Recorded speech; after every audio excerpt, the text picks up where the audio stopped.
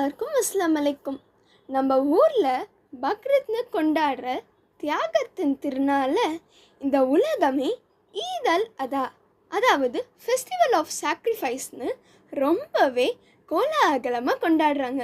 ஆனால் அந்த unconditional ஃபெய்த்துக்கும் pure டிவோஷனுக்கும் பின்னாடி இருக்கிற அந்த உண்மையான வரலாறு தெரிஞ்சுக்கலாமா?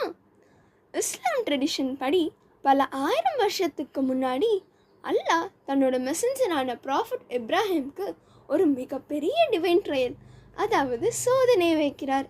தனக்கு மிகவும் பிடிச்ச தன்னோட அன்பு மகன் இஸ்மைலையே தியாகம் செய்ய சொல்லி கனவு மூலமாக கட்டளையிடுறார்.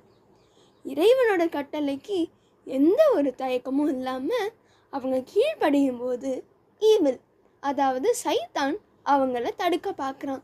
ஆனால் அவங்க அந்த சைத்தான் மேலே கல்லை எரிஞ்சு விரட்டிட்டு தன்னோட தக்வாவை, அதாவது அப்சல்யூட் லாயல்ட்டியையும் ஃபெய்த்தையும் வெளிப்படுத்துகிறாங்க. அவங்களோட அந்த அர்ப்பணிப்பை பார்த்து இறைவன் ஏஞ்சல் கேப்ரியல் மூலமாக ஒரு ஆடை ரீப்ளேஸ் பண்ணி தன்னோட மகன் இஸ்மைலை காப்பாற்றுறாரு. இந்த மாபெரும் தியாகத்தை ஞாபகப்படுத்துறது தான் நம்ம பக்ரீத் பண்டிகை.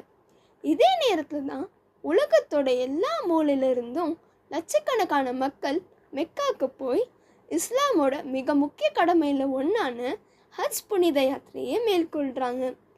அங்கே எல்லாரும் இஹ்ராம்ன்ற எளிய வெள்ளை ஆடை அணிஞ்சு ஈக்குவாலிட்டி, அனைவரும் சமம் அப்படின்றத உலகத்துக்கே காட்டுறாங்க.